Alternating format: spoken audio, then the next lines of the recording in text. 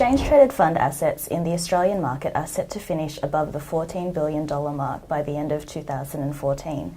Joining me today is Amanda Skelly from State Street Global Advisors to discuss whether strong growth is expected to continue, how investors are embracing ETFs, and what we can expect from this sector in 2015.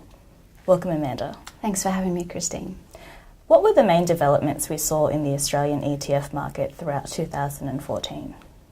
Well, once again, as you alluded to in the opening, it really has been a story of very strong growth.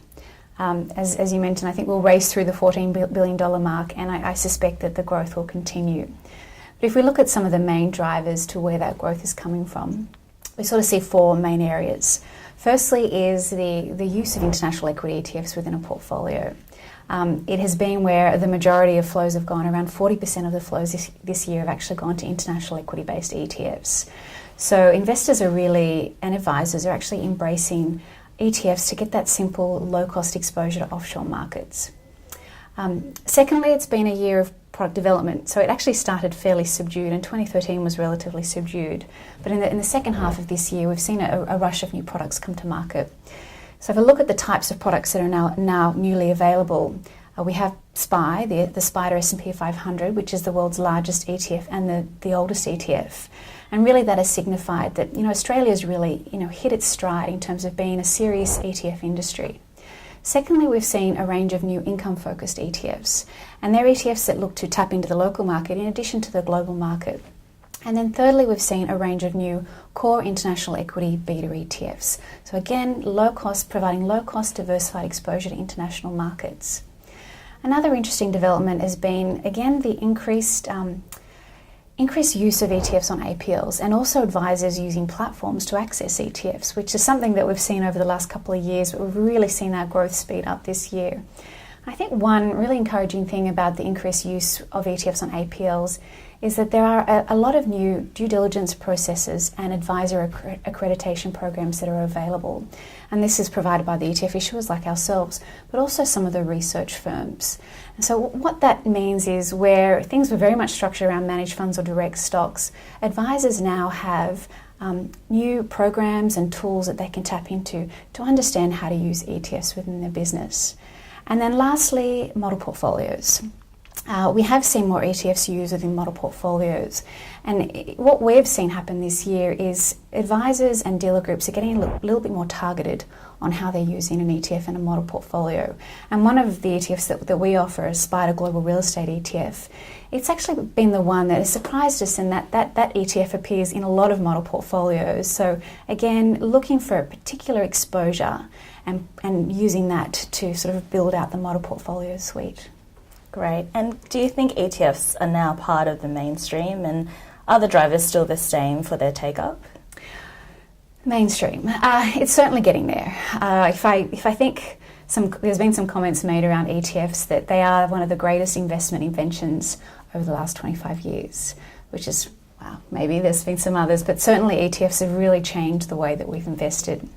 So if I think about the innovation cycle and how that applies to Australia, we saw a period of sort of 2001 to 2007 where ETFs were launched, not a lot of movement. There were some early innovators that were using ETFs, and then it moved into the early adoption phase. And that was really from 2008 to 2013.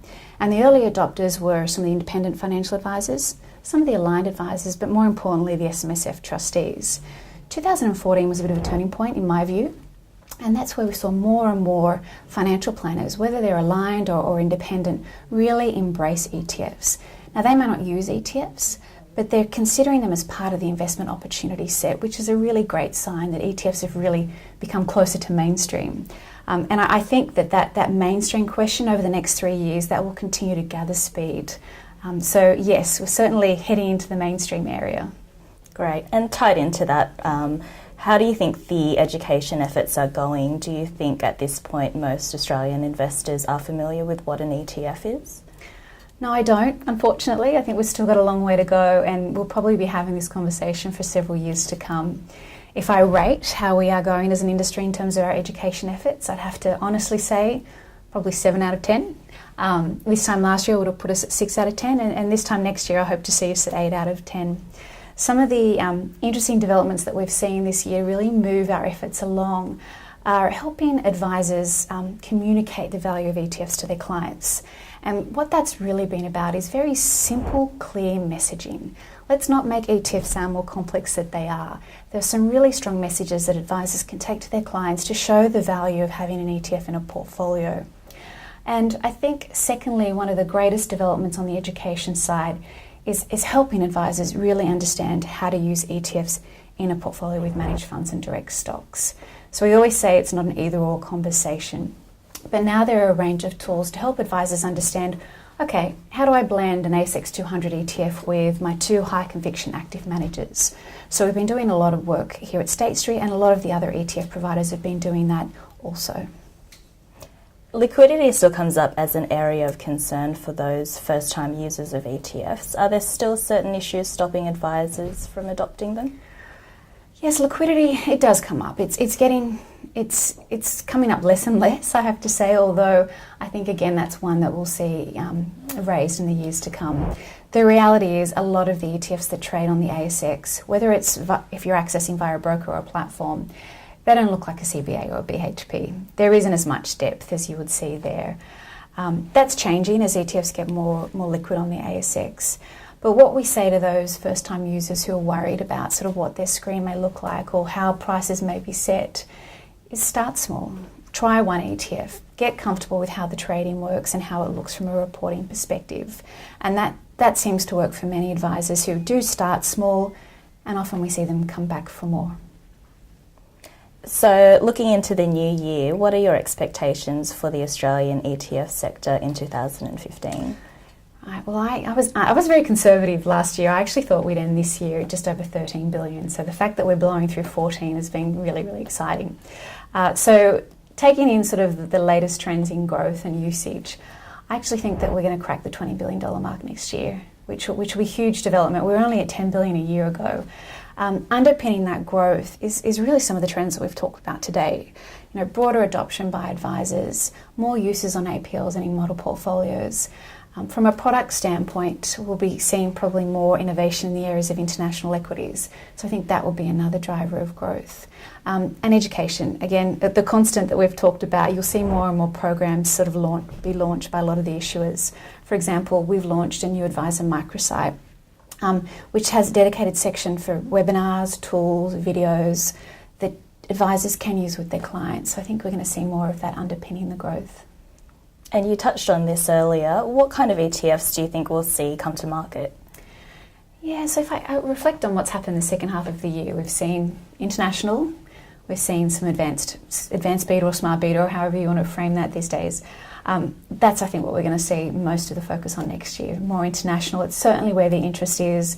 There's certainly a lot of opportunities in offshore markets. I think that's where the bulk of the development will be. And what are State Street's plans for the new year? Are there any initiatives or launches we can look forward to?